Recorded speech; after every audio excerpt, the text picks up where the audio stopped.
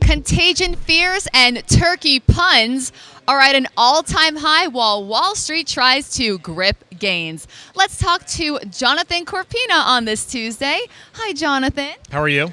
I'm well, thank you. And again, thanks for taking the time to meet with us during your busy day. Absolutely. Love to be here. Oh, yeah. Well, hey, speaking of a busy day, it looks like Russell volatility is declining against the VIX. Does that mean that small caps are not victim to an emerging market meltdown?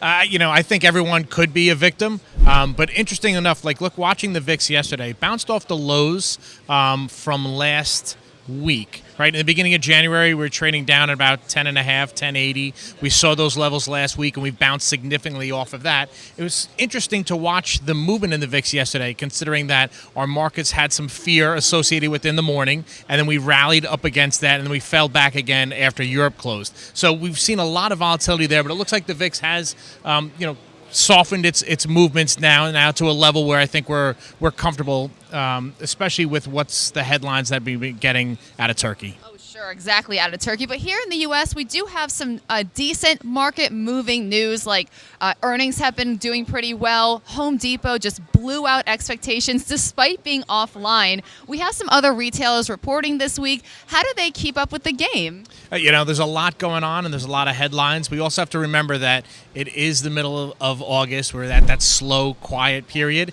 So any headline that's out there is probably going to be a little bit more magnified than normal, right? So like the Turkey headlines that we had yesterday were pretty significant headlines, but that was the only headline that was really out there. It was the only headline that we were talking about, so it had a bigger impact on the markets. But yes, U.S. economic data has gotten better and has helped our markets. Earnings season continues to help our markets. Retail earnings that are coming out this week, I think investors can relate very much to that, right? I mean, like Home Depot had great earnings report today. Main Street America knows what Home Depot is. They know their product. They know how they use them personally, so they can relate to those types of earnings reports. It's going to be just interesting to see what the outlook is moving forward. That's always very curious to see how these companies really envision the next few quarters.